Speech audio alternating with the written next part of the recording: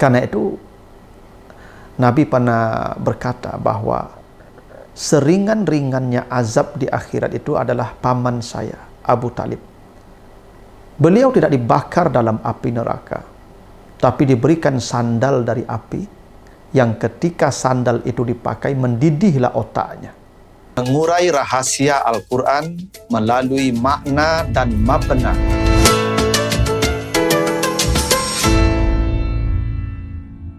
Assalamualaikum warahmatullahi wabarakatuh. Alhamdulillahi rabbil alamin.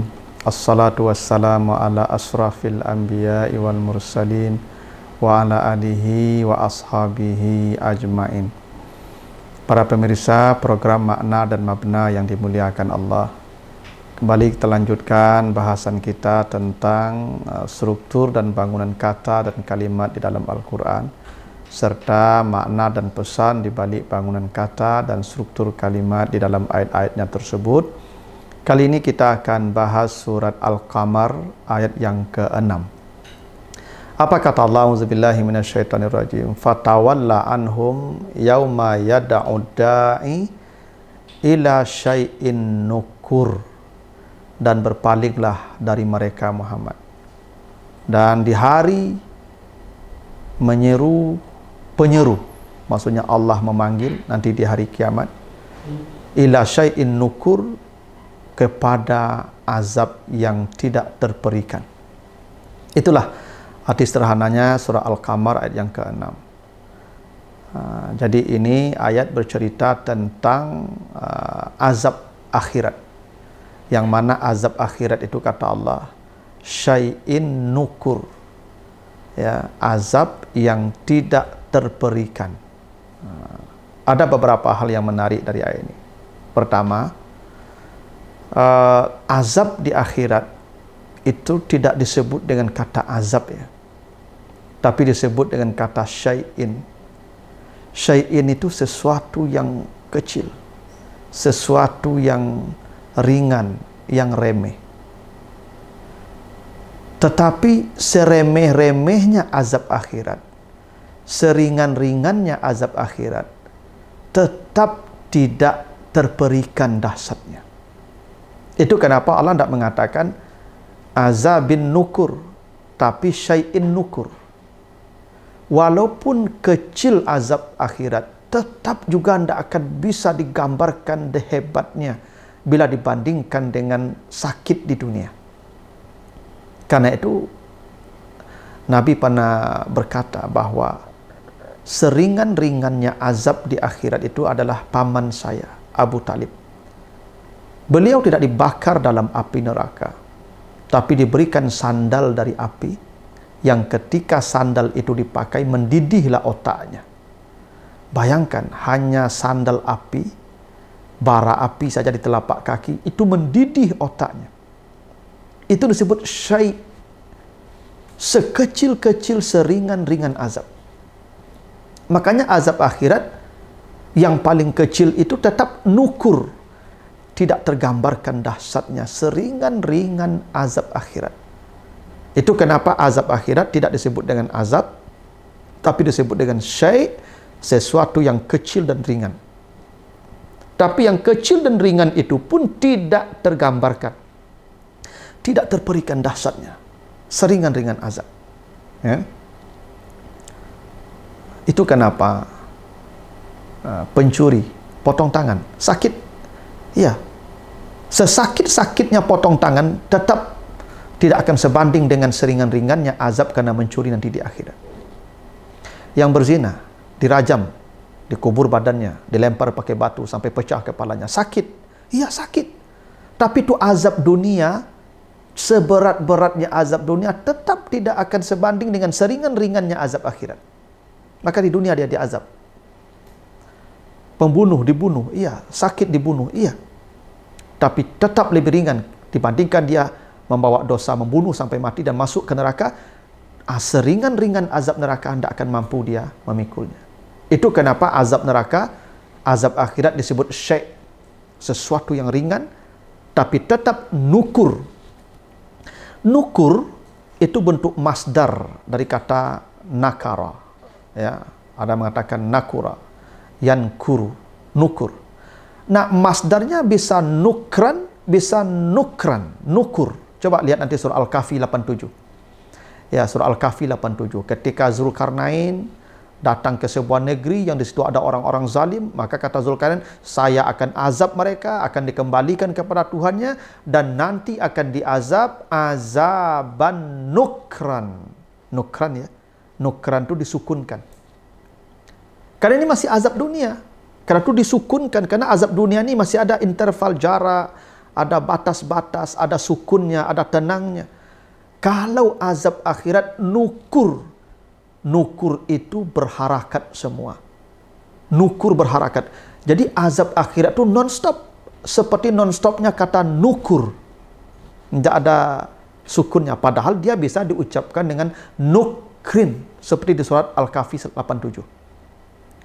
Jadi kata nukur bisa diucapkan dengan nukrin. Dengan mensukunkan huruf kaf. Tapi tidak.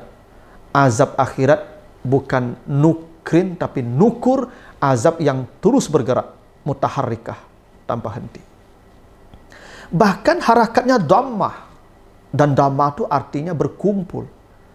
Jadi azab neraka itu, sekecil-kecil azab neraka itu akumulasi dari semua azab. Makanya tidak bisa digambarkan.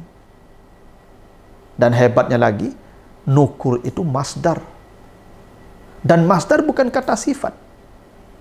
Karena kata sifat itu isim fa'il, isim maf'ul, musabbahah, mubalaghah, isim tafdhil. Harus syai'in nakir, syai'in munkar, bisa.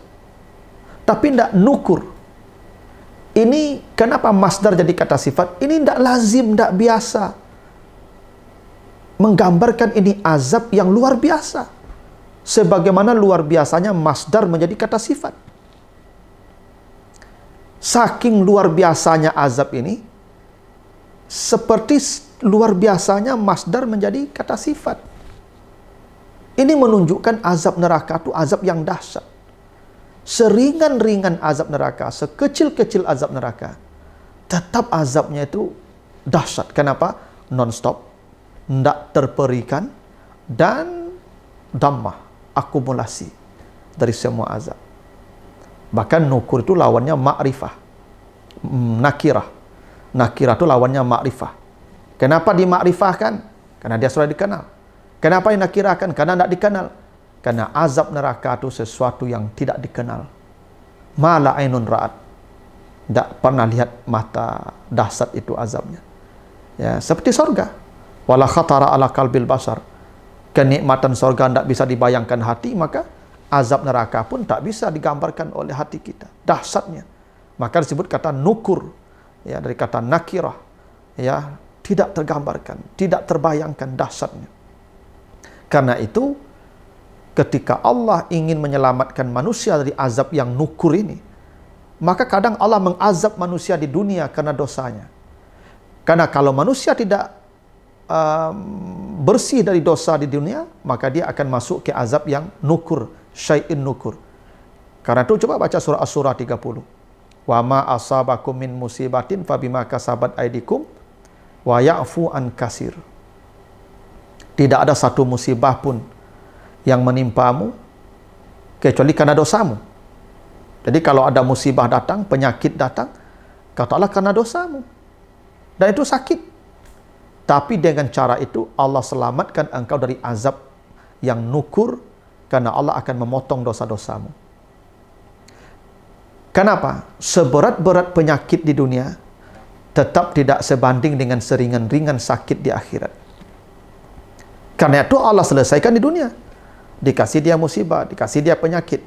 Supaya apa? Supaya dia tidak merasakan syai'in nukur nanti di akhirat.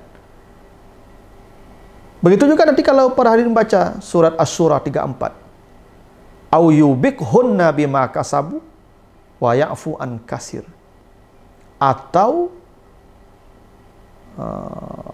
kamu mendapat kehancuran karena dosamu. Mungkin kakinya hancur, mungkin tangannya hancur, mungkin badannya hancur, dan itu sakit. Sakit. Tapi sesakit-sakitnya perkara dunia, tetap tidak akan sebanding dengan seringan-ringannya sakit akhirat. Karena itu disakitkan dia di dunia supaya tidak merasakan sakit di akhirat. Jadi penyakit, musibah itu cara Allah supaya kita tidak merasakan syai'in nukur di akhirat. Itu makanya orang yang mati terbunuh di jalan Allah sakit kan, karena tusukan pedang itu dia mati, tapi dia tidak mendapat syai'in nukur di akhirat, selamat dari azab yang ada di akhirat. Yang mati jatuh, yang mati tenggelam, yang mati terbakar, yang mati dilindas kendaraan, yang mati melahirkan, semuanya menghapus dosa dan dia menghadap Allah dengan tenang, dan dia tidak akan merasakan azab yang nukur tadi, syai'in nukur tadi. Kenapa? Dia sudah merasakan kehancuran azab di dunia karena dosanya hilang disebabkan azab dunia, dan azab akhirat itu tidak akan dia rasakan lagi. Itulah diantara rahasianya kenapa azab akhirat disebut dengan syai'in nukur, bukan azab nukrun, gitu ya. Begitu, mudah-mudahan ada manfaatnya. Lebih kurang mohon maaf. Wassalamualaikum warahmatullahi wabarakatuh.